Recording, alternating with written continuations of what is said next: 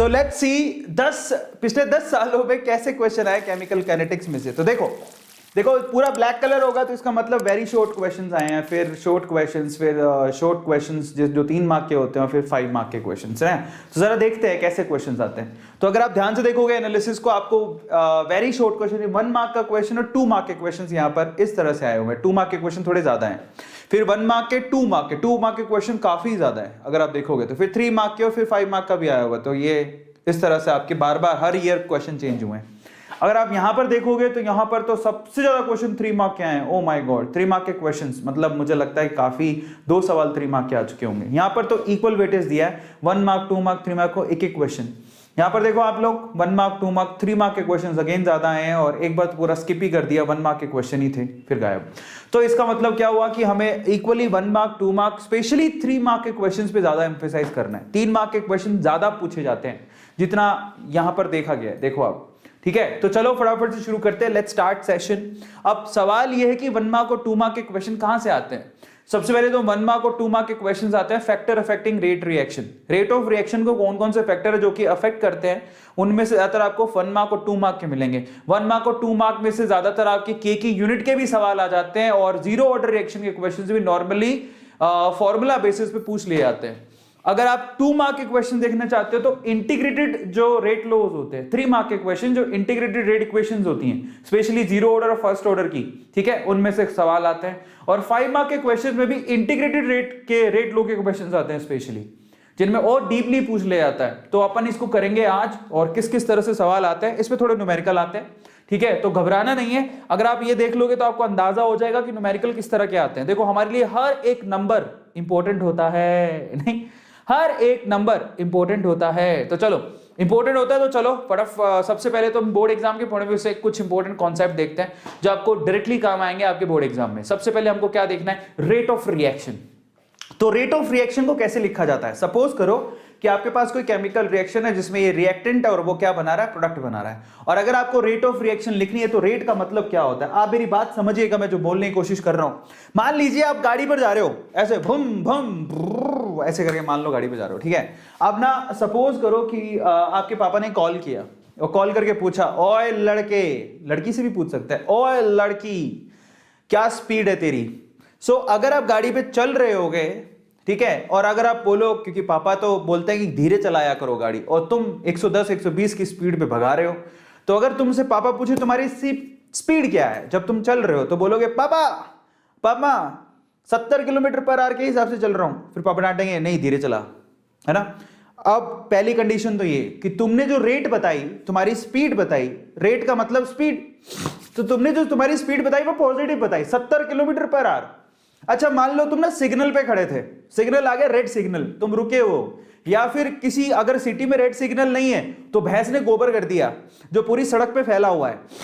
अब तुम रुके हो वहां पे, ठीक है, और भैंस भी खड़ी है, 2-4 भैंसें खड़ी हैं, और तुम रुके हो सामने उसके। अब पापा का कॉल आ गया, पापा पूछते हैं हाँ भाई कितनी स्पीड है तेरी, तो तुम क्या बोलोगे 0 किलोमीटर पर आवर, क्योंकि मैं तो रुका हुआ हूं।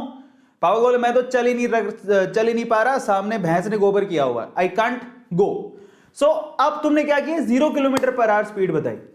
क्या कोई ऐसा सिनेरियो हो सकता है जिसमें आप स्पीड बताओ -, किलोमीटर पर आवर? नहीं, आपकी स्पीड कभी भी नेगेटिव नहीं हो सकती।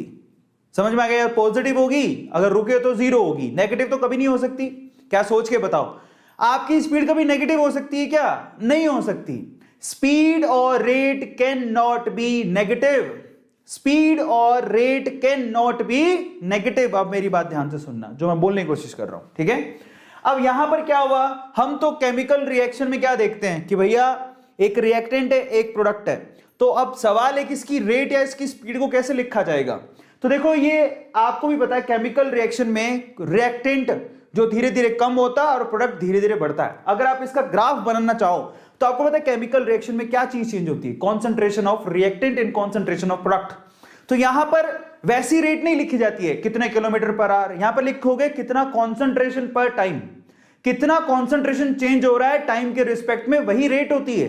आगे समझ में। तो अगर कोई पूछे कि केमिस्ट्री के अंदर रेट ऑफ रिएक्शन कैसे लिखी जाती है, that is change in concentration with respect to time, ऐसी लिखी जाती है कि टाइम के रिस्पेक्ट में कॉन्सेंट्रेशन कैसे चेंज हो रहा है। अब मजे की बात, यहां पर दो ऐसी चीजें जिनका कॉन्सेंट्रेशन चेंज होगा, रिएक्टेंट का भी चेंज होगा और प्रोडक्ट का भी चेंज होगा। पहले रिएक्टेंट है, प्रोडक्ट तो है नहीं, धीरे धीरे रिएक्टेंट घटेगा और प्रोडक्ट की कॉन्सेंट्रेशन बढ़ेगी।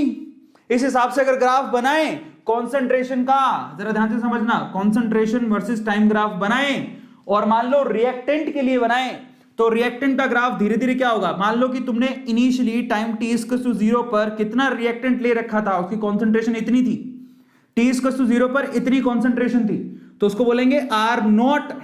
क्या बोलेंगे? R0 इनिशियल कॉन्सेंट्रेशन पे रिएक्टेंट। धीरे धीरे ये कॉन्सेंट्रेशन घटने लगती है टाइम के रिस्पेक्ट में। और कोई भी चीज, ये रियल दुनिया में कोई भी चीज लीनियरली नहीं घटती है, समझ में आ गया? उसमें कुछ ना कुछ एरर्स होती हैं, कुछ ना कुछ फ्रिक्शंस होते हैं, तो वो लीनियरली नहीं घटती, हमेशा ये एक्सपोनेंशियली डिकेइंग ग्राफ आता है।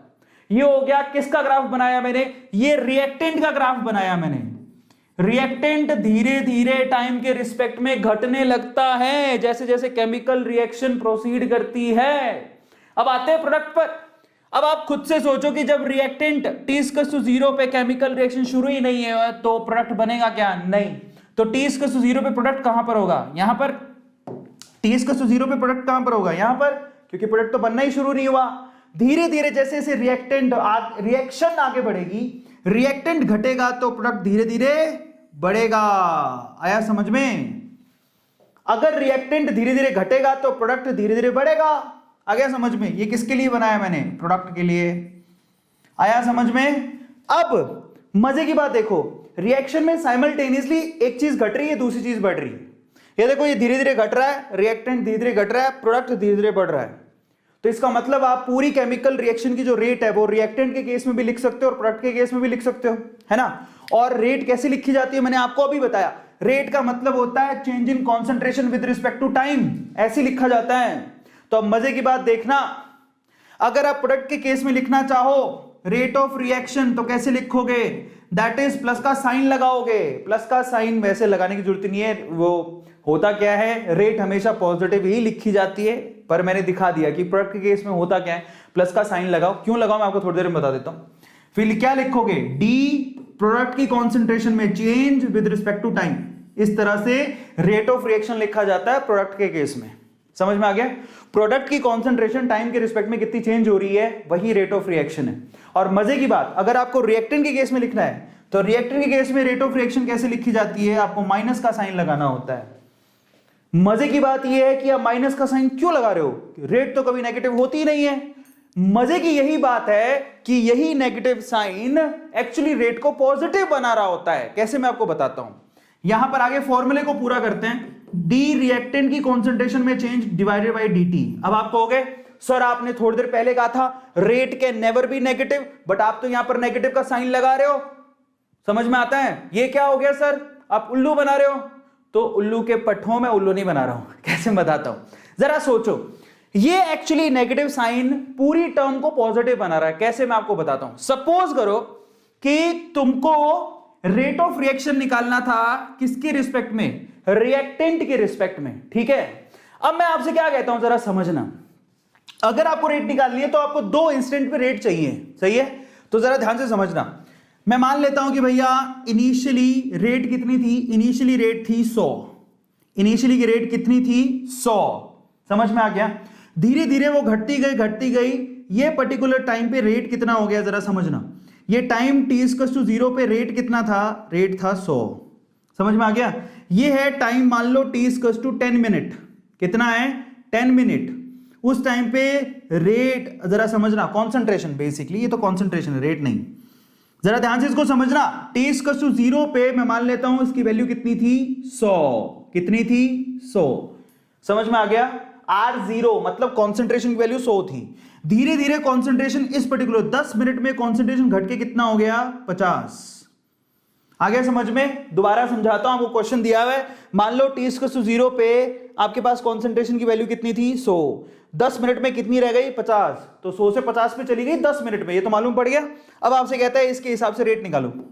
अगर आप रेट निकालने बैठे और आपने ये सोचा, जरा ध्यान से, कैसे निकालोगे, C2 minus C1 upon T2 minus T1, आप तो ऐसे ही निकालोगे, final rate minus initial rate, final time minus initial time. जो आप ये निकालने बैठोगे तो आप देखो C2 की वैल्यू कितनी है 50, 50 माइनस 100 अपॉन फाइनल टाइम कितना है 10 माइनस 0। देखो फाइनली वो कितने में पहुंच गई 50, पहले कितने पे थी 100 पे, कितने टाइम में 10 मिनट में, पहले कितना था 0, तो 50 माइनस 100 10 माइनस 0, इस हिसाब से तो आपकी रेट का आंसर कितना निकल रहा है 50 माइनस 100 यानी कि माइनस का 50 बटा 10, तो माइनस का 5 आ रहा है ये तो। अब इसका मतलब क्या हुआ, अगर आप फॉर्मूले में माइनस नहीं लगा रखे हो, लगा रहे हो तो आंसर तो माइनस में आ रहा है, और अगर आंसर माइनस में आ रहा है तो रेट तो माइनस में आ रही है, तो गलत बात है। इसीलिए हम बाहर क्या करते हैं, माइनस का साइन एक ऑलरेडी लगा के चलते हैं। अगर मैं ऑलरेडी बाहर एक माइनस का साइन लगाऊं तो पूरी कैलकुलेशन के आगे क्या होगा, माइनस का साइन होगा, तो ये माइनस के 5 के आगे भी क्या होगा, माइनस का साइन होगा, और ये माइनस और माइनस क्या हो जाएगा, प्लस। अभी समझ में आया, रेट कभी भी नेगेटिव नहीं होती। मजे की बात, रिएक्टेंट के केस में आप माइनस का साइन लगाते हो ताकि आंसर हमेशा प्लस में आए। तो फाइनली हम लोग आगे बढ़ते हैं। तो ये बेसिक समझनी जरूरी थी, समझ में आ गया। कई बच्चों को तो बेसिक समझ नहीं आती है, तो वो समझना जरूरी है। तो यही ग्राफ था। प्रोडक्ट के केस में ग्राफ कैसा आता है, एक्सपोनेंशियली इंक्रीजिंग। रिएक्टेंट के केस में ग्राफ कैसा आता है, एक्सपोनेंशियली डिकेइंग। अगर T1 देखो, अब T1 पे कॉन्सेंट्रेशन C1 है और T2 पे कॉन्सेंट्रेशन C2 है, तो अगर आपको यहां पर कोई बोले रेट ऑफ रिएक्शन लिखो, तो रिएक्टेंट के केस में कैसे लिखा जाएगा, minus of dr by dt, ठीक है। और प्रोडक्ट के केस में कैसे लिखा जाएगा, dp बाई dt। समझ में आ गया। Change in concentration with respect to time, minus का साइन क्यों लगाया, क्योंकि रिएक्टेंट है। और ये माइनस एक चीज और इंडिकेट करता है, क्या, ये माइनस ये बताता है कि वो पर्टिकुलर चीज घट रही है। समझ में आया। ये साफ, ये माइनस क्या बताता है कि ये जो रिएक्टेंट है बेसिकली रिएक्शन में घट रहा है। समझ में आ गया। ये एक और चीज इंडिकेट करती है। बहुत बढ़िया। एंड फाइनली अगर कोई पूछे रेट का यूनिट बताओ, अरे तो रेट का यूनिट क्या है, जरा समझो। रेट आप कैसे निकाल रहे हो, आप रेट निकाल रहे हो change in concentration with respect to time. तो ऊपर आपने कॉन्सेंट्रेशन लिखा है, नीचे टाइम लिखा है, तो रेट की यूनिट क्या हो गई। देखो कॉन्सेंट्रेशन का यूनिट क्या होता है, मोल पर लीटर। कॉन्सेंट्रेशन का यूनिट क्या होता है, मोल पर लीटर। टाइम का यूनिट क्या होता है, सेकंड। टाइम का यूनिट अगर मान लो टाइम सेकंड में लिया तो सेकंड लिख दोगे, खत्म कहानी। कॉन्सेंट्रेशन का unit mole per litre. Time का यूनिट कहां लिखोगे, सेकंड लिख दो, मिनट लिख दो, तुम्हारी मर्जी है। तो ये हो गया मोल पर लीटर पर सेकंड, ये यूनिट हो गया रेट का। सबको समझ में आ गया, बल्ले बल्ले। चलो अब हम चलते हैं आगे। नेक्स्ट हमारे पास क्या है, जरा आप चेक करो, एवरेज एंड इंस्टेंटेनियस रेट। जरा आप चेक करो। देखो रेट को भी लिखने के दो तरीके होते हैं। एक तो होता है एवरेज रेट, जहां पर आप delta P by delta T, कुछ नहीं है, सिंबल का चेंज है, सिर्फ यहां पर डेल लगाते हो। ऐसा क्यों करते हो थोड़ी देर में बता देता हूं। तो एवरेज रेट को डेल से लिखा जाता है, जबकि अगर आप इंस्टेंटेनियस रेट लिखोगे तो उसमें डिफरेंशिएशन का डी लगाओगे। समझ में आ गया। तो क्या फर्क है, इसमें डेल लगाया, इसमें डी लगाया। अब दोनों में क्या फर्क है मैं आपको समझाता हूं, जरा समझना। डेल कब लगाते हो, डी कब लगाते हैं। तो देखो आप डेल और डी कब लगाते हो वो मैं आपको समझा देता हूं, दैट्स वेरी इजी। तो मेरी बात ध्यान से सुनना। आपके पास जो ग्राफ दिए हुए थे, जरा उस ग्राफ को मैं दोबारा बनाता हूं। मान लो कि प्रोडक्ट इस तरह से इंक्रीज हो रहा है कॉन्सेंट्रेशन और टाइम के रिस्पेक्ट में। समझ में आ गया। अगर आपके पास बोले कि भैया ये देखो ये टाइम T1 है, इसमें कॉन्सेंट्रेशन C1 है, ये टाइम T2 है, इसमें कॉन्सेंट्रेशन C2 है, तो in that case you have a finite time interval. यहां पर एक फाइनाइट टाइम इंटरवल है। समझ में आ गया। इस केस में जो आप रेट निकाल रहे हो उसमें यही लिखा जाएगा delta P upon delta T, क्योंकि आपके पास पर्टिकुलरली एक फाइनाइट टाइम इंटरवल है, देयर इज एन इंटरवल। तो यहां पर आप कैसे लिखोगे, that is C2 minus C1 upon T2 minus T1। आ गया समझ में। ये तो हो गया एवरेज। इसको क्या बोलते हैं, एवरेज रेट कैलकुलेशन। तो एवरेज रेट कैलकुलेशन में you have a finite time. Average rate calculation में क्या होती है, you have a finite time interval. Finite time interval. समझ में आ गया। ये देखो तुम्हें दिखाई दे रहा है कि ये T1 है, ये T2 पॉइंट है, इस तरह से आप ग्राफिकली निकाल सकते हो। समझ में आ गया। ये तो समझ में आ गया। मतलब ये ऐसी बात हो गई क्या कि तुम घर से चले स्कूल पर गए, ये तुम्हारा घर है, ये तुम्हारा स्कूल है, कोई तुमसे पूछे तुम्हारी स्पीड क्या थी, तो तुम क्या करोगे, स्कूल से घर तक की distance D2 minus D1 upon T2 minus T1, ऐसे फाइनाइटली निकालोगे कि स्कूल से घर तक का डिस्टेंस कितना है, उसका आप डिफरेंस ले लोगे, है ना। लेकिन मान लो कि अगर तुम स्कूटी चला रहे हो, बुम बुम बुम, है ना, धूम मचा ले ऐसे करके चलते जा रहे हो, अचानक से पापा कॉल करते हैं, ओए हीरो क्या स्पीड है तेरी, तो तुम, अब पापा ने फोन किया और तुमने जैसे ही अपने मीटर पे देखा कि 70 kilometre per hour, that is called instantaneous speed, जहां पर टाइम इंटरवल नहीं है, तुम्हें तुरंत बताना है। तो जहां पर तुम्हें तुरंत बताना है उसी को बोलते हैं इंस्टेंटेनियस। मतलब अगर कोई तुमसे पूछ ले कि बताओ इस पर्टिकुलर इंस्टेंट पे तुम्हारी स्पीड या रेट क्या है ना, तो इसको क्या बोलते हैं, instantaneous rate of reaction. Instant पे पूछ लिया, इसी इंस्टेंट पे, तो इसके लिए तुम्हें क्या करना पड़ता है, इसका स्लोप निकालना पड़ता है ना। ओवरऑल तुम्हारे को सिर्फ इतनी बात बताने की कोशिश कर रहा हूं कि अगर कोई यहां पर इंस्टेंटेनियस का मतलब क्या है, टाइम इंटरवल जो होता है ना डेल्टा टी, वो 10 to 0 होता है, मतलब टाइम इंटरवल है ही नहीं, तुम्हें इंस्टेंटली बताना है, बस इतना सही फर्क होता है। Is this clear? तो यहां पर आपको ध्यान रखना है, अगर आपको एवरेज रेट पूछी जाए तो डेल निकालोगे, और अगर आप इंस्टेंटेनियस रेट पूछी जाए तो डी निकालोगे, और कोई फर्क नहीं होता, सिर्फ इंस्टेंटली पूछा है, बताओ इस इंस्टेंट पर आपकी स्पीड कितनी है। समझ में आ गया, ये मतलब है। अब हम चलते हैं आगे, नेक्स्ट हमारे पास rate law and differential expressions. Now this is really very important thing. यहां पर रेट लॉ, इसको समझने की जरूरत है। ये क्या कहता है, देखो सिंपल सी बात है, कोई भी केमिकल रिएक्शन किस स्पीड से होगी वो डिपेंड करेगा तुम्हारे पास रिएक्टेंट कितना है। मैं बात ध्यान से सुनना, कोई भी केमिकल रिएक्शन उसकी स्पीड डिपेंड करेगी तुम्हारे पास रिएक्टेंट कितना है। आ गया समझ में? तो एक्सपेरिमेंटली उसको कैसे लिखा जाता है, जो रेट लॉ लिखा जाता है वो एक्सपेरिमेंटली लिखा जाता है। Now this is really very important, rate law कैसे लिखा जाता है, ठीक है, तो उसको हम लोग समझेंगे, रेट लॉ। उसके बाद डिफरेंशियल एक्सप्रेशंस पे चलेंगे। रेट लॉ कैसे लिखा जाता है, मान लो तुम्हारे पास एक रिएक्टेंट है, उससे तुम क्या बना रहे हो, प्रोडक्ट, और एक्चुअली अब मैं इसको आर और पी से नहीं लिखता हूं जिससे कंफ्यूजन होगा। मान लो तुम्हारे पास ए है जिससे तुम क्या बना रहे हो, बी बना रहे हो। और अच्छा कर लेते हो तो तुम एक काम करो, इसको भी हटा के लिख लो, A plus B will give you C. अब तुम्हें पता लग गया कि इसके अंदर ए और बी क्या है, रिएक्टेंट है, और सी क्या है तुम्हारे पास, प्रोडक्ट है। समझ में आ गया? अब अगर कोई तुमसे पूछे कि इसका रेट लॉ लिखो, तो रेट लॉ यानी कि रेट का नियम वो ये कहता है कि जितना तुम्हारे पास रिएक्टेंट होगा ना, रेट उतनी ज्यादा होगी। ऑब्वियसली यार, जब तुमने रिएक्टेंट लिया ही नहीं, सपोज करो तुम्हें कोई केमिकल, तुम्हें चाय बनानी है, ध्यान से समझना, तुम्हें चाय बनानी है, तुमने बर्तन रख दिया और नीचे से आग जला दी, चाय बन जाएगी क्या? मेरी बात का जवाब दो। तुम्हारे घर पे मेहमान आए, ठीक है, और तुम्हें चाय बनानी है। अब तुमने चाय, किसी ने मजाक मजाक में बोल दिया हवा की चाय बना दो, तो तुमने तो बर्तन रख दिया और नीचे से आग लगा दी, चाय बन जाएगी क्या? बताओ मुझे, क्या बर्तन रखने से चाय बन जाएगी? जब तक तुम उसके अंदर दूध नहीं डालो, जब तक पानी नहीं डालो। अरे तुम दूध और पानी डाल ही नहीं रहे हो तो कहां से बनेगी चाय? आ गया समझ में? तो केस सारा इतना ही है कि रेट डिपेंड करता है कि रिएक्टेंट तुमने रिएक्टेंट कितना लिया है। तो फाइनली रेट लॉ भी यही कहता है, जरा समझो। रेट लॉ ये कहता है कि the rate of reaction is directly proportional to the concentration of A and the concentration of B. अभी खत्म नहीं हुआ ये, और ये रेट लॉ एक्सपेरिमेंटल डेटा है, थ्योरेटिकल नहीं है। ध्यान से सुनना जो मैं कर रहा हूं। वो कहता है कि rate actually depends upon the concentration of A to the power X and concentration of B to the power Y. X क्या है? एक्स है order of reaction with respect to A, order of reaction with respect to A. Y क्या है? Order of reaction with respect to B. और इनको क्या बोला जाता है? ऑर्डर्स। ये कैसे निकाले जाते हैं? ये एक्सपेरिमेंट से निकाले जाते हैं, इसके बिना तुम इसको निकाल नहीं सकते हो। These things are calculated only by experiments।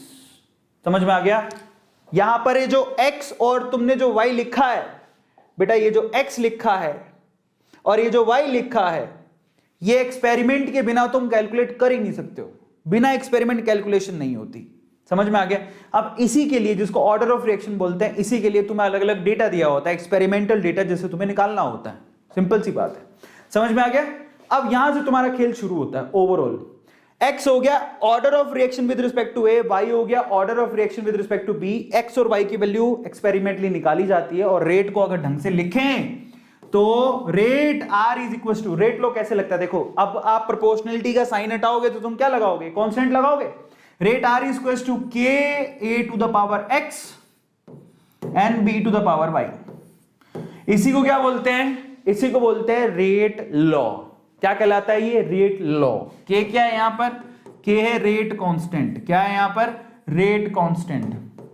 समझ में आ गया। और अगर कोई तुमसे पूछे कि फाइनली ऑर्डर ऑफ रिएक्शन क्या है, order of reaction is equal to x plus Y.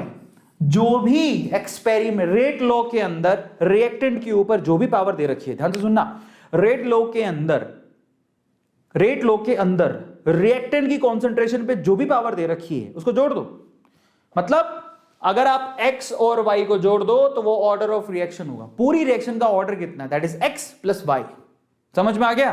तो ये मतलब निकलता है इसका, इसी को रेट लॉ बोलते हैं। सबको समझ में आ गया। रेट लॉ में आप रेट ही लिख रहे होते हो और कुछ नहीं।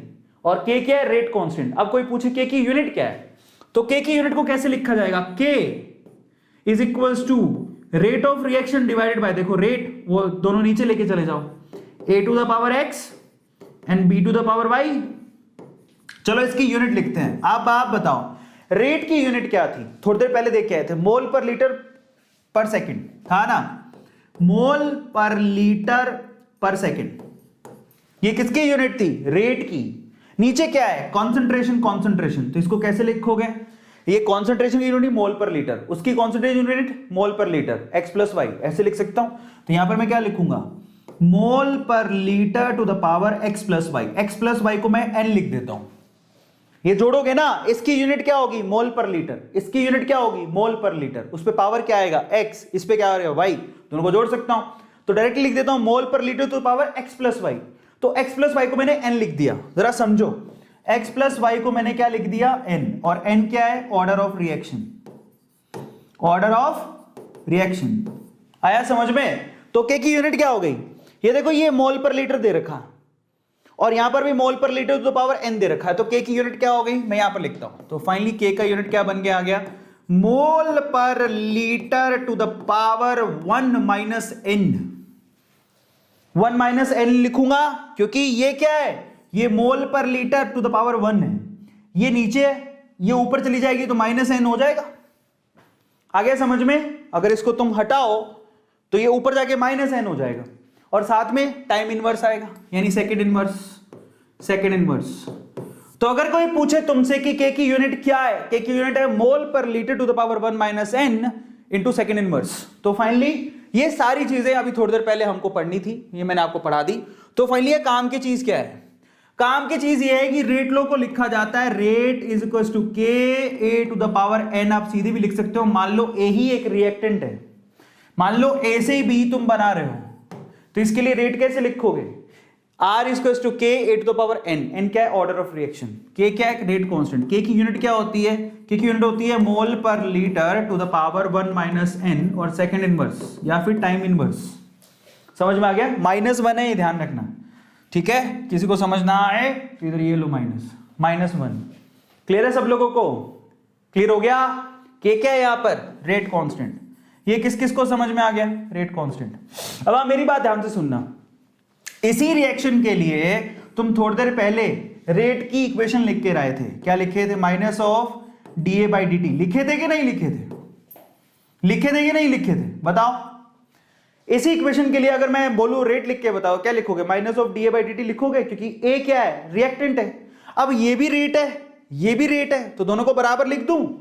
और अगर मैं दोनों को बराबर लिख दूं, ये देखो, ये इक्वेशन नंबर 1 है, ये इक्वेशन नंबर 2 है, ये भी रेट है और वो भी रेट है, तो दोनों को बराबर लिख दूं तो क्या लिखूंगा, minus of dA by dt which is equals to k a to the power n। इसी को बोलते हैं डिफरेंशियल एक्सप्रेशन। इसी को क्या बोलते हैं, डिफरेंशियल इक्वेशन। समझ में आ गया। इसको क्या बोलते हैं, डिफरेंशियल एक्सप्रेशन। और इन्हीं डिफरेंशियल एक्सप्रेशन से आप इंटीग्रेटेड रेट लॉ निकालते हो। इसी को इंटीग्रेट करके आप रेट लॉ निकालते हो, 0 डिग्री, 1 डिग्री, 2 डिग्री, इनके। समझ में आ गया? किस किस को समझ में आ गया? तो मैंने ये जो इक्वेशन लिखी ये 1 और ये जो इक्वेशन लिखी ये 2, इन दोनों को बराबर इक्वेट कर दिया। वो भी रेट है, ये भी रेट है, एक के रिस्पेक्ट में, तो मैंने ऐसे लिख दिया। और यहीं से ही आप इंटीग्रेटेड रेट लॉ निकालते हो। किस किस को समझ में आ गया?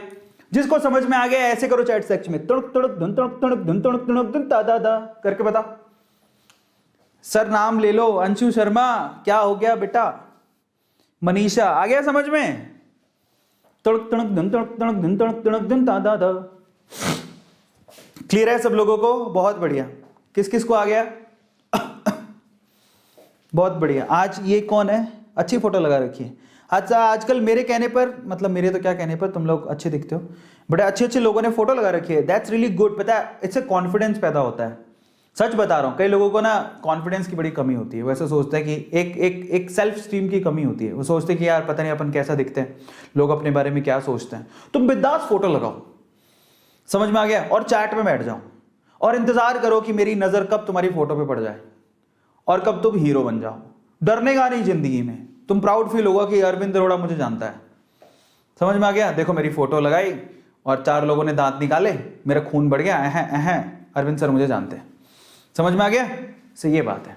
चलो, तो अब हम लोग आगे चलते हैं। इसी को इंटीग्रेटेड रेट लॉ के लिए यूज करेंगे। तो फाइनली रेट क्या होता है एक बार फिर से थोड़ा सा देख लो। फाइनली देखो रेट क्या होता है। अगर ये इक्वेशन है, ये स्टोइकियोमेट्रिक कोफिशिएंट है A B C D, और अगर मैं कोई बोलूं तो रेट लो लिख के बताओ, तो कैसे लिखोगे? रेट लो ये कहता है R is equal to K A to the power X B to the Y। X और Y एक्सपेरिमेंटली निकलते हैं, K रेट कांस्टेंट है, XY को ओवरऑल रेट ऑफ रिएक्शन कहते हैं, मैं तुम बता चुका हूं। और फाइनली ये देखो, ये तुम पहले पढ़ के आए थे, ये तुमने अभी पढ़ा, दोनों को इक्वेट कर दो, ये तुम्हारे पास क्या कहलाता है? डिफरेंशियल इक्वेशन कहलाता है। अब इसी को यूज करके हम लोग क्या करेंगे? इंटीग्रेटेड रेट लॉ निकालेंगे। लेकिन उससे पहले, what is the difference between molecularity and order of reaction? जरा समझो, मैं आपको सिंपली समझाता हूं जिससे आपको ज्यादा समझ में आएगा। देखो, मैं अगर कहूं तुमसे कि मुझे तुमसे मोहब्बत है ये क्या हो गया? तो देखो, अगर मैं कहूं तुमसे मॉलिक्यूलैरिटी और ऑर्डर में क्या फर्क है, ठीक है, what is the difference between molecularity and order, तो अंश बेटा, अंश इधर देख लो, अंश बेटा फोटो लगा के आना, अंश अगली बार नाम लूंगा मैं तेरा।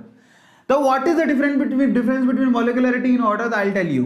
सो मान लो आपके पास है ना H2 और Cl2 आपस में रिएक्ट कर रहे हैं, और सपोज करो कि ट्वाइस ऑफ HCl बना रहे हैं। मान लो H2 एंड Cl2 आपस में रिएक्ट करके ट्वाइस ऑफ HCl बना रहे हैं, ऐसा कुछ है, ठीक है, ये केमिकल रिएक्शन है। अब देखो जरा, अगर मैं कहूं कि चलो इसका ऑर्डर ऑफ रिएक्शन क्या होएगा, अगर आप इसका रेट लिखो तो रेट कैसे लिखोगे? Rate R equals to K H2 की concentration to the power X and Cl2 की concentration to the power Y। और X और Y की वैल्यू कैसे निकली? ये Cl2, मैंने थोड़ा सा गंदा लिख दिया, राइटिंग तो मेरी खराब ही है माशाल्लाह, तुम्हें पता ही है। तो अगर मैं यहां पर लिखने जाऊं तो ये H2 होता है, H2 की concentration to the power X and Cl2 की concentration to the power Y। और ये X और Y जो वैल्यूज हैं बेसिकली वो कैसे निकलेंगी? एक्सपेरिमेंट से निकलेंगी, ऐसे नहीं निकाल सकते। तो जो ऑर्डर ऑफ रिएक्शन है, यही तो है order of reaction. Order of reaction में इन दोनों को जोड़ दो, ये एक्सपेरिमेंटली निकलता है। समझ में आ गया? मतलब मॉलिक्यूलैरिटी क्या होती है? मॉलिक्यूलैरिटी का मतलब होता है कि इस सिंपल केमिकल रिएक्शन में, जिसमें जो केमिकल रिएक्शन एक ही स्टेप में हो जाती हो, सिंपल तरीके से हो जाती हो, उसमें कितने मॉलिक्यूल्स ने पार्टिसिपेट किया, दैट इज कॉल्ड मॉलिक्यूलैरिटी। आप लोग मुझे बताओ कि इसमें कितने मॉलिक्यूल्स ने पार्टिसिपेट किया है, बताओ। इस पूरी chemical reaction balance chemical reaction है, इसमें एक मॉलिक्यूल ये पार्टिसिपेट कर रहा है, एक मॉलिक्यूल ये पार्टिसिपेट कर रहा है, तो मॉलिक्यूलैरिटी कितनी हो गई? 2। समझ में आ गया? इसका मतलब क्या हुआ? मॉलिक्यूलैरिटी एक थ्योरेटिकल कॉन्सेप्ट है, समझ में आ गया? मॉलिक्यूलैरिटी एक थ्योरेटिकल कॉन्सेप्ट है जो सिर्फ ये बताता है कि टोटल कितने मॉलिक्यूल केमिकल रिएक्शन में पार्टिसिपेट कर रहे हैं। समझ में आ गया? तो मॉलिक्यूलैरिटी थ्योरेटिकल कॉन्सेप्ट है, जबकि ऑर्डर एक एक्सपेरिमेंटल कॉन्सेप्ट है। ध्यान रखोगे, है ना? अब इसको थोड़ा डिटेल में पढ़ लेते हैं। तो दैट्स वेरी इजी, क्लियर है बड़ा आसान, बस बच्चे डरते हैं और कुछ नहीं, बल्ले बल्ले। चलो, तो अब देखो टोटल क्या है, यहां पर सीन क्या निकल के आ रहा है। मॉलिक्यूलैरिटी क्या होता है? Total number of species taking part in the chemical reaction. मैंने आप ये बोला कि कितने मॉलिक्यूल पार्टिसिपेट कर, उसको मॉलिक्यूलैरिटी बोलते हैं। जबकि यहां पर क्या होता है? Sum of the power of the concentration terms of the reactant species in the rate law, order क्या होता है? किसी रेट लॉ के अंदर रिएक्टेंट की पावर का समेशन ही ऑर्डर होता है, ये मैंने आपको बताया था। That is the main difference. Molecularity एक थ्योरेटिकल कॉन्सेप्ट है, जबकि ऑर्डर एक एक्सपेरिमेंटल कॉन्सेप्ट है, ये एक्सपेरिमेंट से ही आएगा। Is this clear? और तीसरा, derived from the reaction mechanism, और ये जो मॉलिक्यूलैरिटी होता है वो सिर्फ रिएक्शन मैकेनिज्म से निकाला जा सकता है, जबकि इसको सिर्फ आप रेट एक्सप्रेशन से निकाल सकते हो। ये आपको ध्यान रखना है, वो मैकेनिज्म से निकलता है, ये रेट से निकलता है। वो थ्योरेटिकल कॉन्सेप्ट है, ये एक्सपेरिमेंटल कॉन्सेप्ट है। वो नंबर ऑफ मॉलिक्यूल्स हैं, ये पावर की समेशन है। आ गया समझ में? चलो, और चौथा क्या है? This is always a whole number. यहां ये बहुत इंपॉर्टेंट है, मॉलिक्यूलैरिटी हमेशा एक होल नंबर होता है। आप खुद ही सोचो, मैं तुमसे कहूं कि कितने मॉलिक्यूल पार्टिसिपेट किए, तो तुम ये थोड़ी बोलोगे एक पूरा था एक आधा था सर, अल्लाह, ऐसे तो नहीं बोल सकते। अरे मॉलिक्यूल लोगे तो तुम पूरे ही लोगे ना, आधे थोड़ी लोगे, ऐसे थोड़ी बोलोगे। अच्छा, कोई तुमसे कहे तुमने कितने मॉलिक्यूल चाय पत्ती डाली है? सर एक चाय पत्ती का दाना मैंने पूरा लिया था, एक चाय पत्ती के दाने को मैंने तोड़ा। यू कांट से दैट ना। तो बेसिकली ये मॉलिक्यूल्स कितने पार्टिसिपेट किए, that is always a whole number. आप यूं बोलोगे एक लिया, दो लिया, and molecularity can never be zero. अरे जब तुम बोलोगे मॉलिक्यूलैरिटी जीरो है, अरे तो गधों, तुमने कुछ लिया ही नहीं तो रिएक्शन कहां से होगी? So it is always a whole number. Whole number में जीरो मत काउंट कर लेना। सो दिस इज 1 2 3 4, और it can never be more than 4। मॉलिक्यूलैरिटी एक हो सकती है, दो हो सकती है, तीन हो सकती है, तीन से ज्यादा हो ही नहीं सकती, और डेसिमल नंबर होगा नहीं, एक होल नंबर होगा। आ गया समझ में? बस यही फर्क है, आपको ध्यान रखना है। जबकि ऑर्डर कुछ भी हो सकता है, ऑर्डर में बी नेगेटिव, ऑर्डर में बी जीरो, ऑर्डर में बी पॉजिटिव, ऑर्डर में बी फ्रैक्शन, ऑर्डर में बी मम्मी, ऑर्डर में बी पप्पा, ऑर्डर में बी दद्दा, व्हाटएवर। ऑर्डर कुछ भी हो सकता है, समझ में आ गया? ऑर्डर कैन एनीथिंग, आप लिख लो, ये काम आएगा। जिसको ये समझना आए, मॉलिक्यूलैरिटी क्या हो सकती है, या तो 1 या 2 या 3, बस। इनफैक्ट 3 से ज्यादा तो होती ही नहीं है, बस खत्म हो गया। क्योंकि अगर 3 से ज्यादा हो रही है तो वो chemical reaction actually simple chemical reaction नहीं है, कॉम्प्लेक्स केमिकल रिएक्शन है, तो उसमें मॉलिक्यूलैरिटी काउंट ही नहीं होती। उसमें मॉलिक्यूलैरिटी सिंपल स्टेप की जो रेट डिटरमाइनिंग स्टेप है उसी में काउंट होती है, और वो भी रेट डिटरमाइनिंग स्टेप में भी या तो 1 होगी या 2 होगी या 3 होगी, इससे ज्यादा होती नहीं। बट देखो ऑर्डर भाई साहब, ऑर्डर भाई साहब तो नेगेटिव भी हो सकते हैं, पॉजिटिव भी हो सकते हैं, जीरो भी हो सकते हैं, डेसिमल नंबर यानी कि फ्रैक्शंस भी हो सकते हैं। ओ माय गॉड, उलाला उलाला, समझ में आ गया? ऑर्डर कुछ भी हो सकता है। ऑर्डर ऑर्डर होता है, जज साहब का ऑर्डर होता है, जज साहब तारीख पे तारीख, तारीख पे तारीख, तारीख पे तारीख, तो मतलब समझ गए हो तुम लोग? समझ में आ गया? सही है, आपको ध्यान रखना है। चलो, तो अब आगे वाले क्या, आगे भी चलते हैं। अच्छा, एक और है, एप्लीकेशंस फॉर द एलिमेंट्री, मतलब मॉलिक्यूलैरिटी बेसिकली किन पे एप्लीकेबल होता है? एलिमेंट्री रिएक्शंस पर। एलिमेंट्री का क्या मतलब होता है? सिंपल केमिकल रिएक्शंस पे।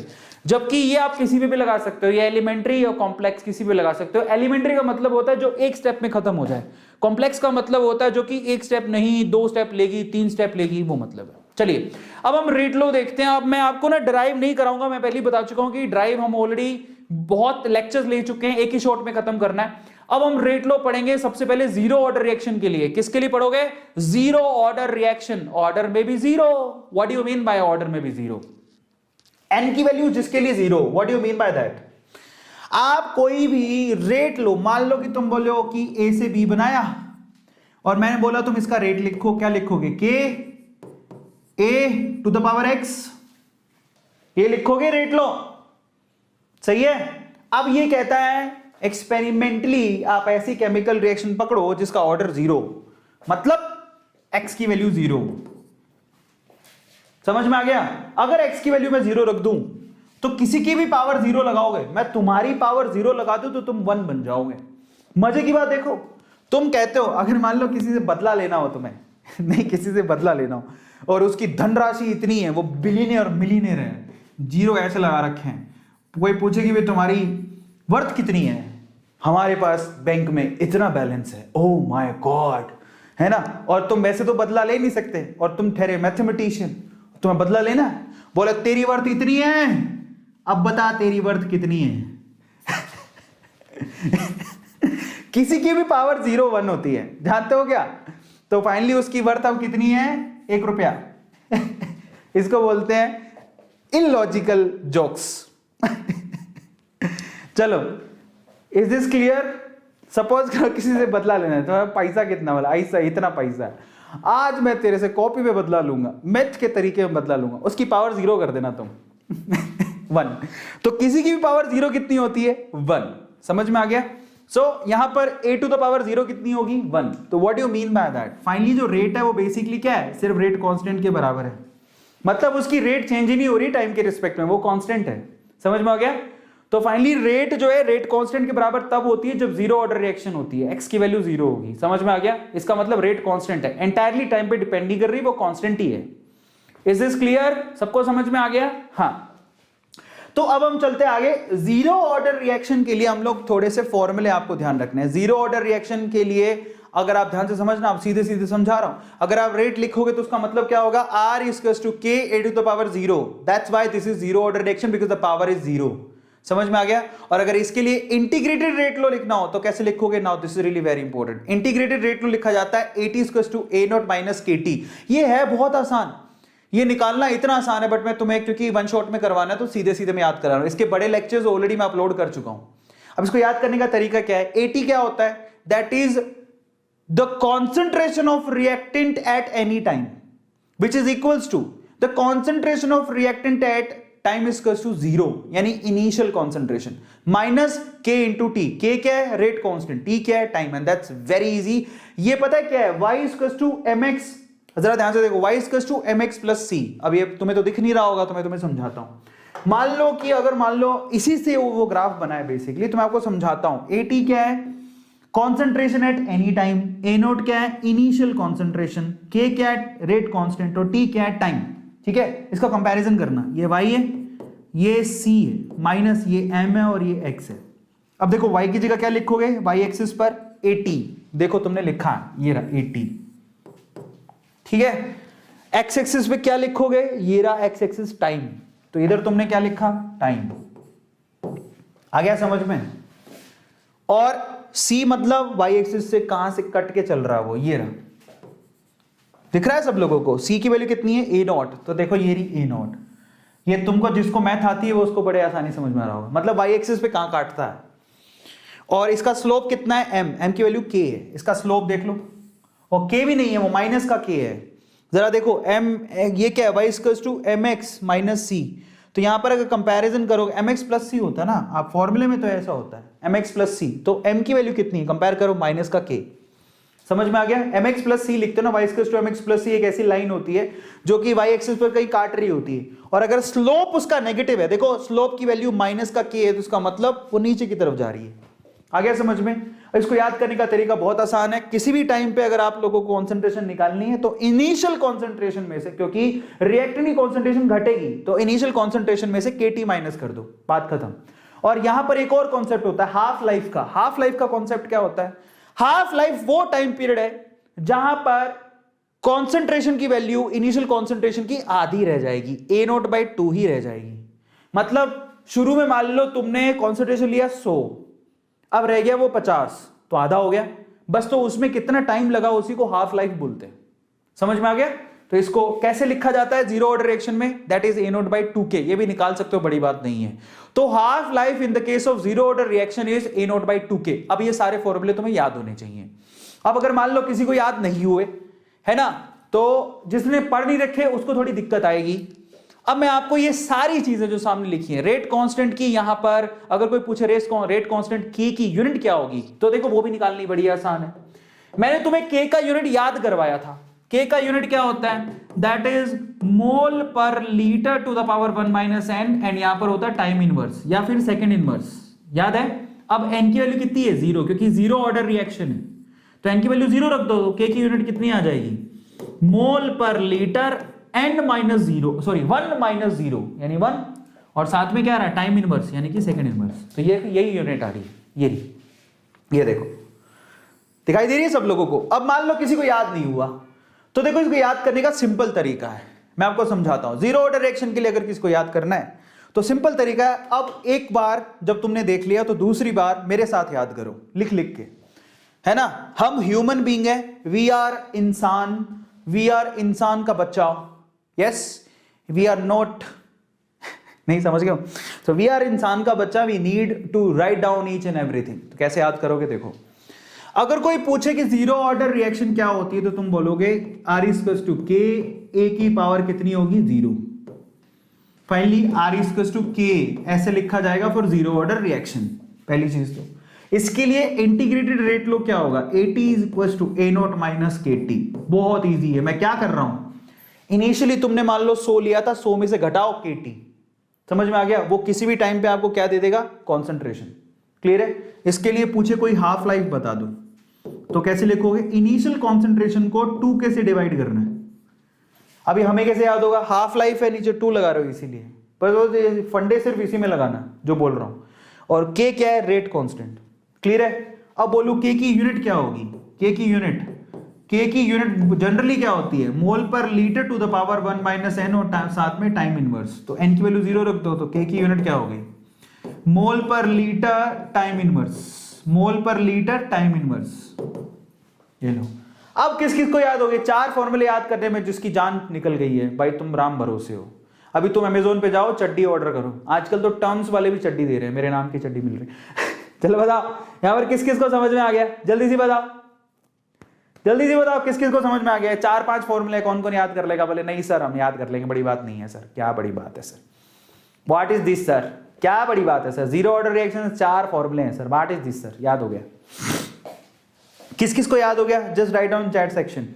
याद हो गया? EMI पर चड्डी लेगा तू? इसे तो मैं EMI में चड्डी लूंगा बेटा, इतने बुरे दिन आ गए हैं। ऐसे नहीं है? ऐसा कौन उल्लू का बट्टा है जो दुकान पे जाके बोलता है भैया चड्डी कितने की है? 70 रुपए की। भैया 10-10 रुपए 7 दिन में दूंगा। ऐसे नहीं बोलता। चलो क्लियर हो गया सब लोगों को? This is how you can answer it. चलो अब हम आगे चलते हैं। तो फाइनली ये सारी इक्वेशंस आपको याद हो गई। चलो तो अब हम लोग चलेंगे जीरो ऑर्डर रिएक्शन के बाद किस पे चलेंगे? जरा देखें, ये सारा याद हो गया सब लोगों को? बल्ले बल्ले याद हो गया। अब हम चलेंगे फर्स्ट ऑर्डर रिएक्शन की तरफ। कहां चल रहे हैं हम लोग? फर्स्ट ऑर्डर रिएक्शन की तरफ। तो देखो फर्क क्या है जीरो ऑर्डर फर्स्ट ऑर्डर के अंदर? एकदम से स्लाइड थोड़ी चेंज नहीं हुई है, जरा देखो फर्स्ट ऑर्डर रिएक्शन क्या फर्क होता है जीरो ऑर्डर से? अगर फर्स्ट ऑर्डर की तरफ जाओगे तो what is the difference by the way? So zero order से भाई साहब ने सीधी लिख दी, मैं क्या लिखूं, जगह ही नहीं है। चलो तो मैं आपको समझाता हूं जरा, इसके लिए मुझे खाली स्लाइड चाहिए। तो जीरो ऑर्डर से अगर कोई फर्स्ट ऑर्डर रिएक्शन की तरफ जाना चाहे तो what do you mean by that? मैं समझाता हूं। कोई नहीं, मैं हूं ना। किसका है ये तुमको इंतजार? मैं हूं ना। अगर कोई बोले फर्स्ट ऑर्डर रिएक्शन तो मैं देखो याद करा रहा हूं। What do you mean by that? उसका रेट कैसे लिखा जाएगा? Rate A equals to A to the power कितना होगा? 1, क्योंकि फर्स्ट ऑर्डर रिएक्शन है। सबको समझ में आ गया? बल्ले बल्ले। किस किस को समझ में आ गया? फर्स्ट ऑर्डर रिएक्शन का मतलब होता है ये, लिख लिए। अब कोई बोले कि इसके लिए बताओ इंटीग्रेटेड रेट लॉ, लिख के बताओ।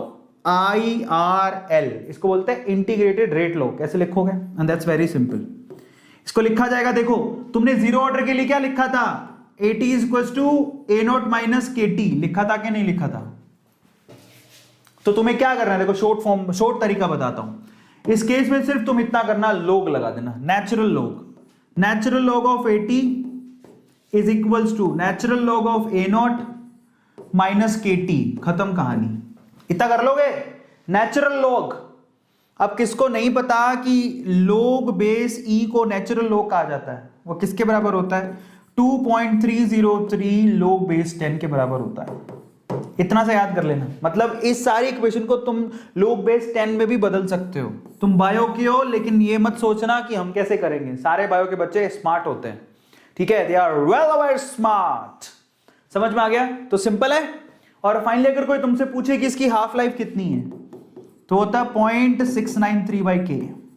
This is the half life for first order reaction, fix है। या फिर इसको तुम ऐसे भी लिख सकते हो, ln ऑफ 2/K। ln मतलब नेचुरल लॉग ऑफ 2/K, ये भी इसका आंसर है। तो इतने से फॉर्मूले याद करने, किस किस को याद हो गया? बल्ले किस किस को याद हो गया? जल्दी से बताओ चैट सेक्शन में लिख के। तो मैं एक और चीज कराऊं, तो क्या क्या याद करना है? ये जीरो ऑर्डर थी तो ये फर्स्ट ऑर्डर हो गई, समझ में आ गया? और ln का मतलब होता है log बेस E, उसको log बेस 10 में कन्वर्ट करना है तो तुम्हें ये करना पड़ेगा। ये तुम्हारी जानकारी के लिए बताया, ये मैथ का एक फॉर्मूला है। फिर टी हाफ लाइफ क्या होती है 0.693 बाई के, यानी कि ln ऑफ 2 बाई के भी कहते हैं। This is ln of 2 by के, मतलब नेचुरल लॉग ऑफ 2 बाई के। अब मैं तुम्हें जो चीज बताने जा रहा हूं उसको सुनना। ये तुम्हें इक्वेशन याद हो गई क्या? ये वाली मेन तो यही है, मेन इक्वेशन यही है। This is the stable equation. अब मैं इसी के थ्रू मैं तुम्हें कुछ बताने जा रहा हूं, उसको सुनना तुम, ठीक है? देखो अब जो बताने जा रहा हूं उसको ध्यान से सुनना। अब मैं क्या बताने जा रहा हूं जरा समझो। अब आपको पता लग गया कि natural log of 80 which is equals to natural log of a not minus k t. पता लग गया तुम लोगों को? यही इक्वेशन थी फर्स्ट ऑर्डर के लिए इंटीग्रेटेड रेट लो, ठीक है? नहीं थी? मैं क्या करता हूं, मैं के टी को साइड ले लेता हूं। अगर मैं के टी को यहां ले आऊं, के टी को यहां ले आया तो ये वहां चला जाएगा। लेके जाओ, natural log of a not minus क्या लिखा हुआ है, नेचुरल लॉग ऑफ 80 लिख सकता हूं। अब लॉग की प्रॉपर्टी लगाओ इसके अंदर, तो के टी इजकल्स टू क्या हो गया, इसको लिख सकता हूं natural log of a not by 80 लिख सकता हूं। ये तो पता होगा, log of a minus log of b क्या होता है, log of a by b. जानते हो लॉग में प्रॉपर्टी होती है।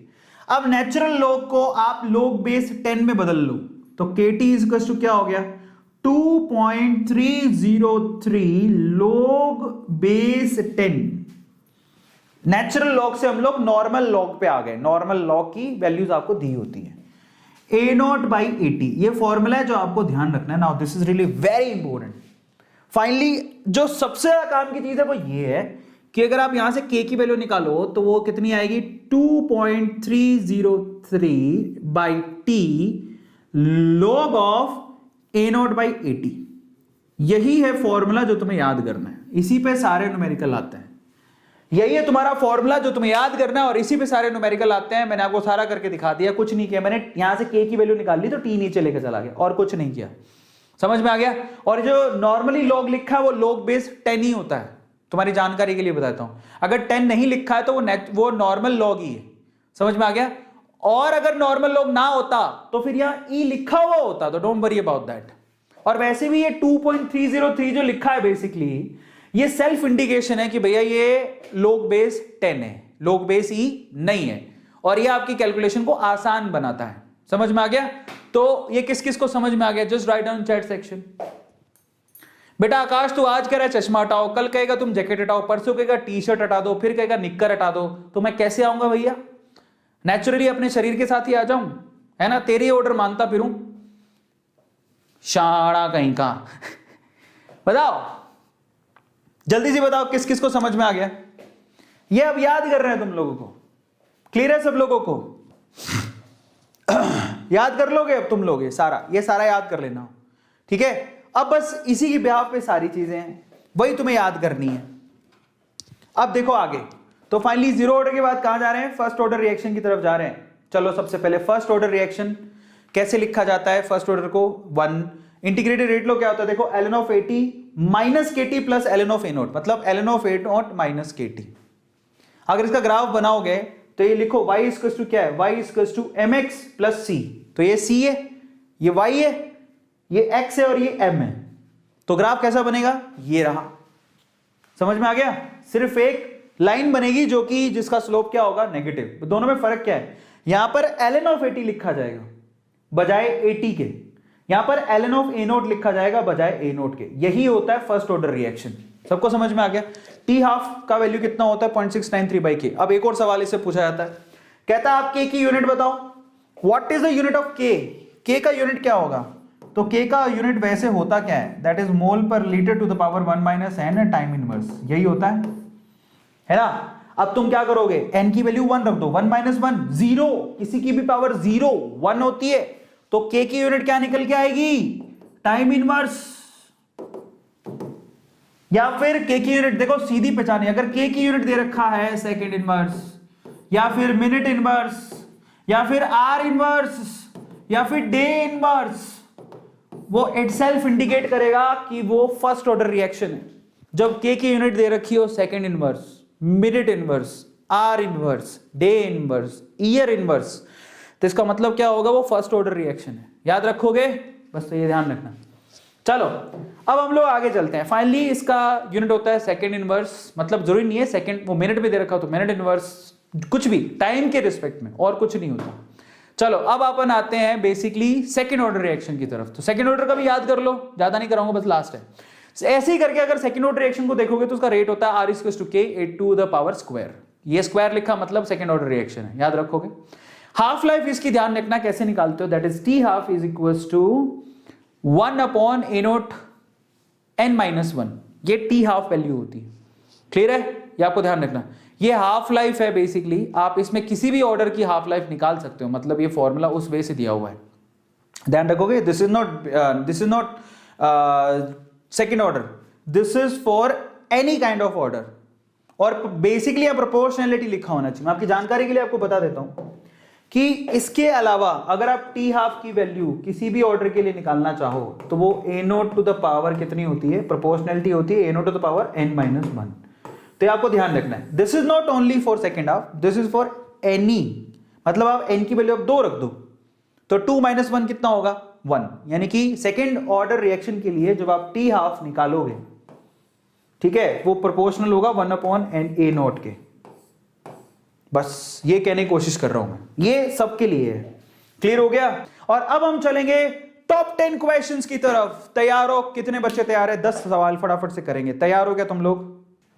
चलो तो अब 10 सवाल, 10 questions we will see. Clear हो गया। चलो पहला सवाल, तैयार हो? फर्स्ट क्वेश्चन, पहला सवाल ये है, why does the rate of reaction not remain constant through out the reaction process. पूछा गया बेसिकली कि रेट ऑफ रिएक्शन कांस्टेंट नहीं होती थ्रू आउट द प्रोसेस, क्यों? रेट ऑफ रिएक्शन कांस्टेंट क्यों नहीं होती है? Rate of reaction not remain constant through out the process, ये क्वेश्चन है जो कि 2012 और 2009 में पूछा गया है ये सवाल। क्या जवाब दोगे? एक्चुअली ये रेट होती है बेसिकली वो रिएक्टेंट के ऊपर डिपेंड करती है कि रिएक्टेंट कितना है। और बेसिकली क्या है ना, ये जो क्वेश्चन पूछा गया है ये जीरो ऑर्डर रिएक्शन पे तो लागू ही नहीं होता, उसमें रेट कांस्टेंट ही होती है। जीरो ऑर्डर को छोड़ के अगर कोई भी रिएक्शन है वो बेसिकली उसका रेट डिपेंड करता है रिएक्टेंट की कॉन्सेंट्रेशन के ऊपर। समझ में आ गया? तो basically rate cannot be constant through out the reaction except zero order reaction, because rate depend करती है रिएक्टेंट की कॉन्सेंट्रेशन पे। समझ में आ गया? ये लिख के आना था, क्योंकि रेट डिपेंड करता है रिएक्टेंट की कॉन्सेंट्रेशन पे, इसलिए ऐसा होता है। दूसरा सवाल कहता है if the rate constant of the reaction, ये दिया हुआ है, कहता है then identify the order of reaction. अब ये बहुत ही अच्छा सवाल है, मेरा फेवरेट क्वेश्चन है, लेकिन बहुत आसान है। अब इसमें ना k की वैल्यू का कोई लेना देना नहीं है। किसका लेना देना है? यूनिट का। k की यूनिट क्या है? Second inverse. अब आप बताओ k की यूनिट अगर सेकंड इनवर्स है तो बताओ वो ऑर्डर क्या होगा? अभी बता के आया था मैं, फर्स्ट ऑर्डर होगा बेटा, सिर्फ इसको देखना है। Is this clear? अगर k की यूनिट सेकंड इनवर्स दे रखी हो, देखो इधर सेकंड इनवर्स दिख रहा है, तो इसका मतलब क्या हो? फर्स्ट ऑर्डर रिएक्शन है, खत्म हो गया, फर्स्ट ऑर्डर रिएक्शन है, और किसी की होती नहीं है। तीसरा सवाल, for the reaction A + B will give you P, the rate law is given as, ये रेट लॉ दे रखा आपको। पूछता है ऑर्डर क्या होगा, ऑर्डर ऑफ रिएक्शन क्या होगा? बताओ क्या करोगे ऑर्डर के लिए? A की पावर कितनी है? हाफ। B की पावर कितनी है? 2। तो 2 और हाफ कितना होता है? 2.5। समझ में आ गया? 2.5 ऑर्डर आएगा। That's very simple, you have to add on this and this, order of reaction निकल गया। आसान है, बहुत बढ़िया। चौथे सवाल पर चलते हैं। Define the half life period. Half life period होता क्या है? हाफ लाइफ पीरियड T½ क्या होता है? What is T½? ये T½ क्या होता है मैं आपको पहले ही बता के आया था। T½ वो समय है जब रिएक्टेंट की कॉन्सेंट्रेशन, भाइयों और बहनों, रिएक्टेंट की कॉन्सेंट्रेशन, इधर से आलू डालेंगे उधर से सोना निकलेगा भाइयों बहनों। तो रिएक्टेंट की कॉन्सेंट्रेशन, इनिशियल कॉन्सेंट्रेशन की जब आधी रह जाती है उसी को हाफ लाइफ बोलते हैं। समझ में आ गया भाइयों और बहनों, भाइयों और उनकी बहनों? ध्यान से सुनो, हाफ लाइफ का मतलब क्या होता है? जब आपकी कॉन्सेंट्रेशन इनिशियल कॉन्सेंट्रेशन की आधी रह जाए, time taken to reduce half from the initial concentration, उसी को हाफ लाइफ बोलते हैं। फिर आते हैं 2 नंबर के सवाल पर। पांचवा सवाल ध्यान से समझना। अब इसको ना लिखने का वैसे ये अच्छा तरीका नहीं है, बेटर तरीका क्या है? बेटर तरीका इसको लिखने का ये है कि T½ मतलब इनिशियल कॉन्सेंट्रेशन अगर A0 थी तो अब वो कितनी रह गई? A0/2। इसमें जो भी समय लगेगा उसको T½ कहते हैं। समझ में आ गया ये? चलो पांचवा सवाल देखो, पांचवा सवाल। तैयार हो पांचवें सवाल के लिए? तो फिफ्थ क्वेश्चन देखो जरा, पांचवा सवाल, अरे आई नहीं रहा, ये रहा पांचवा सवाल। क्या कहता है? कहता है for the reaction H2 + Cl2 HCl H लिखा हुआ है, कहता है rate K, rate is equal to, लिखा है उसने खुद ने, rate is equal to K, ये रेट लिख रहा है, खुद ही रेट लो लिख रहा है, rate R is equal to K। बताओ इससे क्या इंडिकेट होता है? अगर किसी का rate is equal to K है तो आप लोग बताइए जरा, सब लोग बताएंगे यहां पर ऑर्डर ऑफ रिएक्शन क्या होगी, जल्दी से बताओ ऑर्डर ऑफ रिएक्शन क्या होगी अगर रेट K के बराबर है तो, जल्दी से बताओ what is the order of reaction? अगर R रेट K के बराबर है, what is the order of reaction? अरे कई लोग 1 लिख रहे हैं, बेटा 0 है, कितनी बार बताऊंगा मैं? अगर R की वैल्यू सीधे K के बराबर है तो वो N की वैल्यू, इसका मतलब 0 थी, तभी तो पॉसिबल हुआ, 0 ऑर्डर रिएक्शन में थी। ऐसा मत करो तुम लोग। तो अब कहता है right the order and molecularity, order तो 0 है, मॉलिक्यूलरिटी 2 है, 2 क्यों है? ये रही 2, ये। और मैं आपको एक पते की बात बताता हूं, सब लोग याद रखोगे, सारे बोलो जय माता दी। अब आप ध्यान से सुनना, मैं जो बताने की कोशिश कर रहा हूं, अगर यहां जो H न्यू लिखा है, जब भी आपको किसी रिएक्शन पे H न्यू दिख जाए, H न्यू का मतलब क्या होता है? सनलाइट, समझ में आ गया?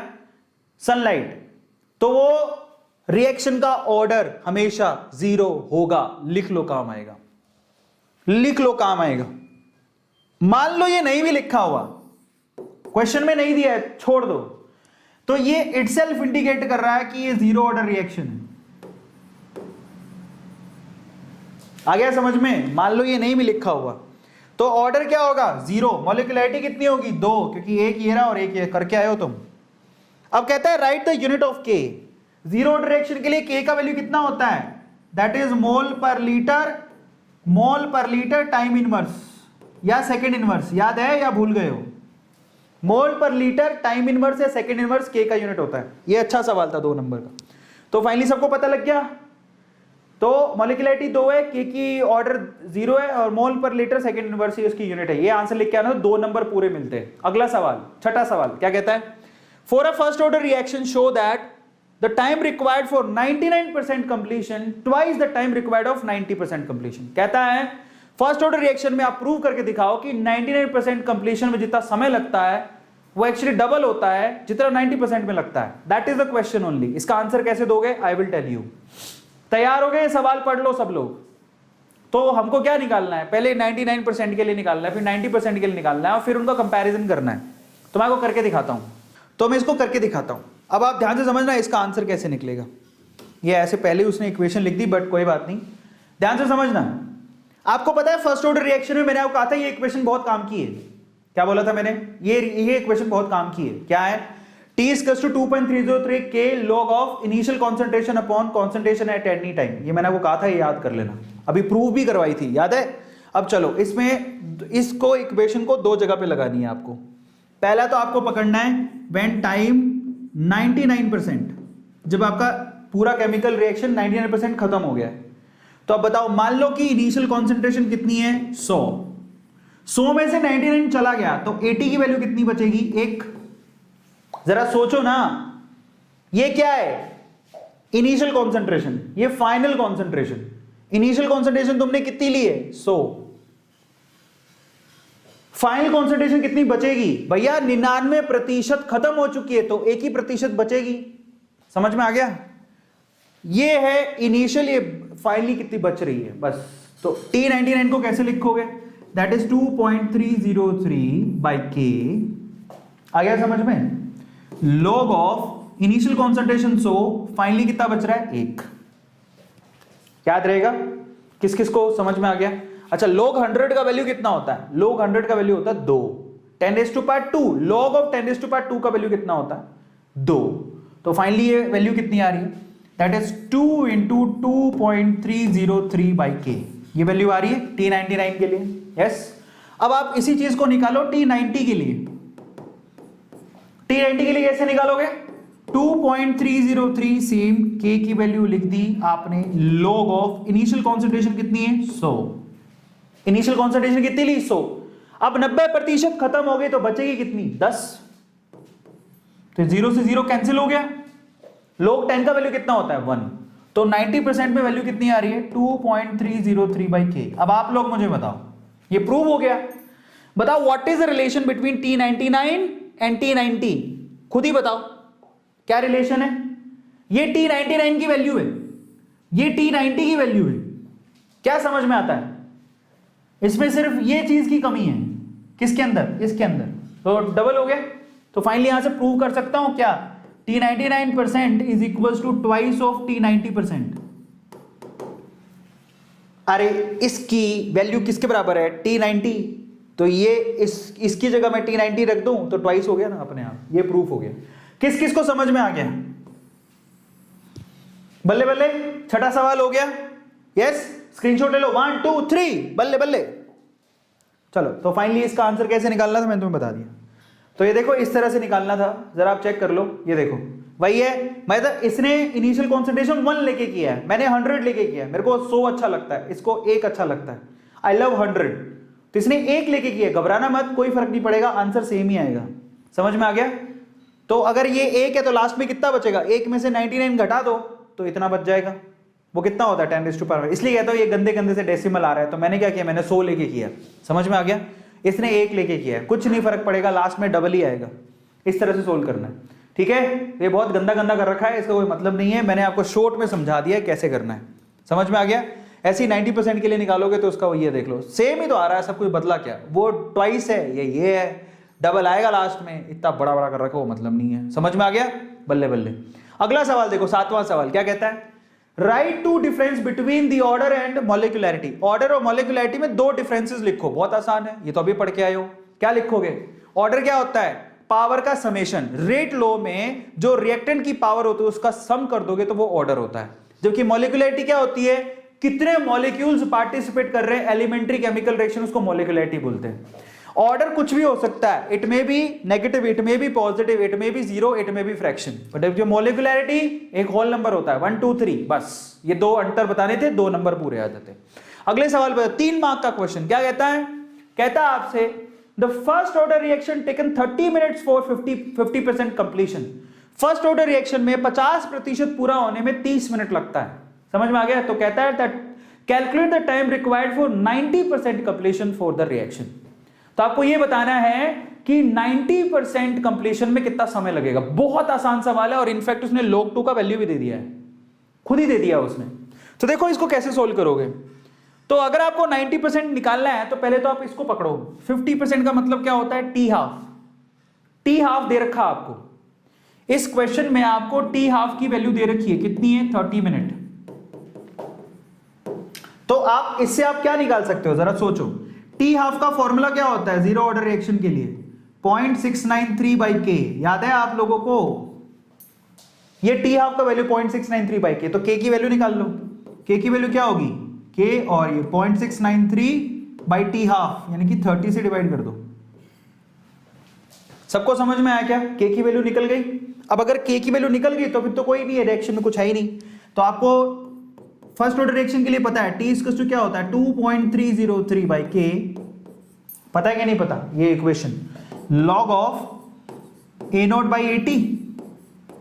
अब आप टाइम किसके लिए निकालना है? 90% के लिए। तो क्या करोगे? यहां लिखोगे T90 which is equal to 2.303/K। K की वैल्यू कितनी हो रही? 0.693/30। ठीक है, तो ये होगा 0.693 इंटू 30 log ऑफ कितने के लिए निकाल रहे हो? कह रहे हैं 90% कंप्लीशन के लिए। तो डेटा तो दिया नहीं शुरू में कितना है, तो आप मान लो शुरू में 100 था। मान लेते हैं कि शुरू में 100 था, 90% खत्म हो गया, फिर कितना बचा? 10। शुरू में 100 था, 90% खत्म हो गया, तो कितना बचा? 10। तो log ऑफ 10 की वैल्यू 1 होती है। तो आपको T90 कंप्लीट करना है तो आपको सिर्फ इतना सा कैलकुलेशन करना है। देखो आ गया समझ में? ये सेकंड में आंसर देगा आपको। log 10 की वैल्यू 1 होती है, सिर्फ इतना सा कैलकुलेशन करना है, आंसर आ गया। किस किस को समझ में आ गया? बल्ले बल्ले। तो जिसको समझ में आ गया तो ध्यान से इसको देखो, दैट्स वेरी सिंपल। K की वैल्यू निकाल लो, T12 की वैल्यू दे रखी है, ये आपका आंसर आ गया। अच्छा 30 मिनट दे रखा तो मिनट में आंसर आएगा, तो वो भी मिनट में आएगा फिर आंसर, क्योंकि 30 मिनट दे रखा है तो मिनट इनवर्स में आएगा। समझ में आ गया? तो आगे की वैल्यू क्या है? 2.303/K। K की वैल्यू आपको पता है वो रही log 100/10, सेम चीज जो इसने करी है। तो फाइनली आंसर कितना आ गया? 99.69 मिनट। इस तरह से आंसर निकालते हैं। चलो अब 9वां सवाल क्या कहता है? The rate constant for the first order reaction is 60 second. Rate constant की वैल्यू दे दी, के की वैल्यू।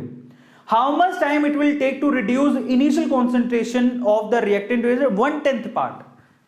ठीक है, reactant to its 1/10, initial concentration का 1/10 ही बचे। अगर इनिशियल कॉन्सेंट्रेशन तुमने 100 लिया है तो लास्ट में 1/10 का मतलब क्या हो गया, 10 बचे। 100 को 10 से भाग दे दो, 10 बचे। तो क्या है इस सवाल में, कुछ नहीं है, उल्लू बनाया है। तो फाइनली जरा आप चेक करो कैसे लिखोगे, दैट्स वेरी सिंपल। तो क्या पूछा है, हाउ मच टाइम, तो टाइम t, 1/10 का मतलब हो गया आपसे 90% ही पूछ रहा है।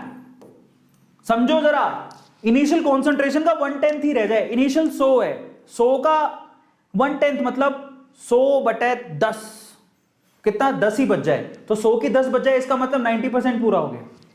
उल्लू बनाया कुछ नहीं है। 1/10 का मतलब क्या हो गया, 90% के लिए पूछ रहा है वो, 90% कंप्लीशन हो गई।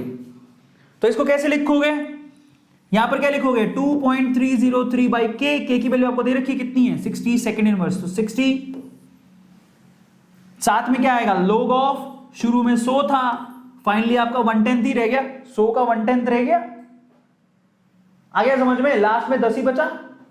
तो ये इसकी वैल्यू कितनी होती है, 1। तो 2.303 को 60 से डिवाइड करना है। ये लो क्या है इसके अंदर, दैट्स वेरी सिंपल क्वेश्चन। तो इसको ऐसे सोल्व करना है। सबको समझ में आ गया क्या, ये देखो सेम काम करेगा और कुछ नहीं है इसके अंदर। सिंस सेकंड ईयर में तो फर्स्ट ऑर्डर रिएक्शन है। 1/10 का मतलब आप इसको ऐसे भी कर सकते हो, चाहो तो शुरू में मान लो R0 था तो R की वैल्यू 1/10 रह जाएगी, तो R0 की वैल्यू 10R हो गई। ऐसे कर लो, चाहे खुद ही रख लो ना, मान लो 100 थी, 100 की 10 ही बचेगी, कैसे भी कर लो। कान ऐसे पकड़ो वैसे पकड़ो, खुद ही देखो, R से R कैंसिल हो गया, log 10 का वैल्यू 1 होता है। 2.303 को 60 से भाग देना था, यही मैं कर रहा था। फाइनली आंसर क्या आ गया, ये रहा 2.303 बाई 60, log 10 का वैल्यू 1 होता है। 60 से भाग दोगे कितने सेकंड आएंगे, यही 0.03824। यही किया था अपन ने भी, उसने भी यही किया, कान पकड़ने का तरीका। अब आखिरी सवाल जो 5 नंबर का है, क्या कहता है, 5 नंबर का सवाल ये कहता है, for the hydrolysis of methyl acetate in aqueous solution this result is given. ये रिजल्ट दिया है, क्या है, जब 0 सेकंड था तो कॉन्सेंट्रेशन एसीटेट की कॉन्सेंट्रेशन 0.6 थी, जब 30 सेकंड था तो 0.3 रह गई, मतलब 30 सेकंड के अंदर आधी हो गई। फिर 30 से 60 पे गए तो फिर 30 की कितनी रह गई, फिर आधी। अब ये कहता है आपसे कि प्रूफ करो, show that this following reaction is pseudo first order reaction. Pseudo लगा दिया आपने, दिखने में पानी भी है लेकिन पानी का कोई फर्क नहीं पड़ रहा है, इसलिए स्यूडो फर्स्ट ऑर्डर है। फर्स्ट ऑर्डर क्यों है, आप खुद ही देखो, हर एक हाफ लाइफ में कॉन्सेंट्रेशन आधी हो रही है। पहले 0 से 30 पे गए तो ये 0.6 से 0.3 हो गया। इसको प्रूव भी कर सकते हो, कोई बड़ी बात नहीं है, मैं आपको बता देता हूं कैसे करना है। एंड फाइनली पूछता है, calculate the average rate of the reaction for 30 to 60 second. तो ये सवाल है, कैसे करोगे, आई विल टेल यू। ये आपको टेबल दे रखी है, अब इस टेबल के अंदर क्या क्या है, सारी वैल्यू तो दे रखी है, आप खुद ही सोचो। आप प्रूव करना चाहते हो कि ये फर्स्ट ऑर्डर रिएक्शन है, ठीक है। पहले तो बता देता हूं स्यूडो फर्स्ट ऑर्डर का मतलब क्या होता है। स्यूडो फर्स्ट ऑर्डर का मतलब होता है कि अगर आपने ये एसीटेट लिया, CH3COCH3 लिया, उसको अगर आपने पानी में डाल दिया, पानी में क्या होता है, HOH, तो पानी भी है यहाँ पे रिएक्टेंट के तौर पे, लेकिन पानी का कोई फर्क नहीं पड़ता। फाइनली क्या बना के देगा, CH3COOH प्लस CH3OH। CH3COOH मतलब एसिडिक एसिड बना के देगा, और ये बना के देगा आपको एल्कोहल। अब होने को तो 2 रिएक्टेंट है, लेकिन इसका रिएक्शन से कोई लेना देना नहीं है। पानी तो तुम कॉम्प्लीमेंट्री डालते हो, पानी हर जगह डालते हो, कोई भी रिएक्शन करवानी हो, डालते हो कि नहीं डालते हो, है ना। तो पानी कोई लेना देना नहीं है, इसलिए इसको बोलते हैं, ये रिएक्शन सिर्फ और सिर्फ इस पे डिपेंड करती है ना, इसलिए इसको स्यूडो फर्स्ट ऑर्डर कहते हैं। प्रूव भी कर सकते हो, कैसे। अब एक काम करो, इनिशियल कॉन्सेंट्रेशन कितनी दे रखी है, 0.6 से 0.3 पे जाते हो, के की वैल्यू निकाल लो। तो पहला केस ले लो, ये इन दोनों से के की वैल्यू निकालो। के की वैल्यू कैसे निकलेगी, के इक्वल्स टू 2.303 बाई टी। देखो टी, टाइम टी कितना है, 30 सेकेंड, 0 से 30 मतलब 30 सेकेंड, तो 30 log ऑफ इनिशियल कॉन्सेंट्रेशन कितनी है, 0.6, फाइनल कितनी है, 0.3। 0.6 बाई 0.3 क्या मतलब हुआ, log 2। समझ में आ गया, log 2 का वैल्यू कितना होता है, 0.3010। तो k की वैल्यू कितनी आ गई, 2.303 इंटू 0.3010 डिवाइडेड बाई क्या है, 30। यही आई, ये के की वैल्यू आ गई। अब यही के की वैल्यू अब आगे भी कैलकुलेट करोगे तो सेम आनी चाहिए। मान लो मैं इन दोनों को ले लूं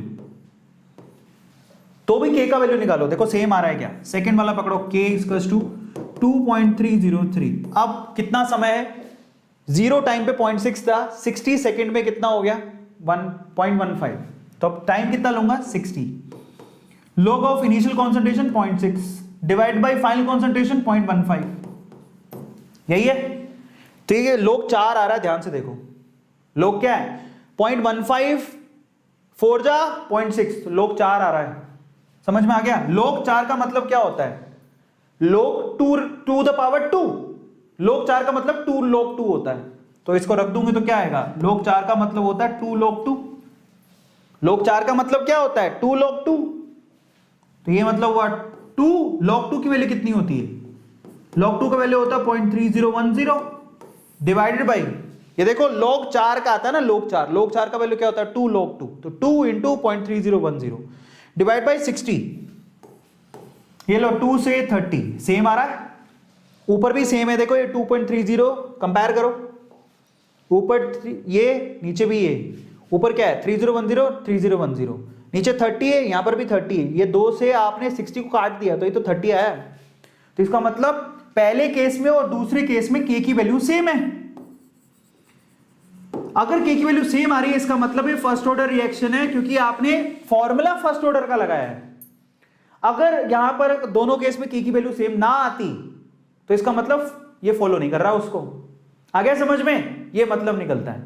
तो अभी के की वैल्यू फर्स्ट और सेकंड केस में सेम है, इसका मतलब आपकी ये फर्स्ट ऑर्डर रिएक्शन है। अब आप इसको इस तरह से देख लो, ये सेम फॉर्मूला लगाना है और आंसर कैलकुलेट करना है, कुछ नहीं है इसके अंदर। पहले आप क्या लोगे, 0-30 वाला केस लोगे, 0.6 बाई 0.3 वैल्यू निकाल लो, ये आ रही है। कैलकुलेट करने की जरूरत नहीं है, आप सीधा भी लिख सकते हो। देखो 2.303 बाई 30 इंटू मैंने भी किया था, मैंने यहां तक छोड़ दिया था, कोई फर्क नहीं पड़ता, आगे कैलकुलेट करने की क्या जरूरत है। इसी तरह से 60 सेकंड के लिए निकालो, ये देखो 0.6 बाई 0.3, यहां से भी निकालोगे तो ये 2.30 बाई 60 आ रहा है और ये आ रहा है। कैलकुलेट करने पर सेम आ रहा है के की वैल्यू सेम है, इसका मतलब फर्स्ट ऑर्डर रिएक्शन है। समझ में आ गया। फाइनली तो कुछ है ही नहीं, क्योंकि के की वैल्यू सेम है, क्योंकि आपने रिएक्शन का फॉर्मूला भी आपने फर्स्ट ऑर्डर का यूज किया है, इसका मतलब ये फर्स्ट ऑर्डर रिएक्शन है। स्यूडो क्यों है, क्योंकि पानी का कोई काम नहीं है। फाइनली आपसे पूछा इसका एवरेज रेट निकालो, तो दैट्स वेरी सिंपल। कैसे निकालते हो एवरेज रेट, एवरेज रेट कैसे निकालते हो, change in concentration with respect to time. Concentration ले लो, 0.6 से कितनी होगी 0.3, समझ में आ गया। टाइम कितना है 0 से 30, तो कितना हुआ 0.3 बाई 30। क्या ये फर्जी सवाल है, आप किसी वे में भी ले लो, कोई फर्क नहीं पड़ता उसको, या फिर आप इन दोनों से ले लो, आंसर तो सेम ही आएगा। आप इन दोनों से भी लेना चाहो तो भी ले सकते हो, जैसे इसने इन दोनों से लिया है, इन दोनों से, तो 0.15 0.30 60 माइनस 30, आंसर सेम ही आएगा। चाहे आप इनसे निकाल लो, इन दोनों से, चाहे आप इन दोनों से निकाल लो, तुम्हारी मर्जी, आंसर सेम ही आएगा। क्लियर है। तो फाइनली आंसर कितना आ रहा है 5 × 10⁻³ -3।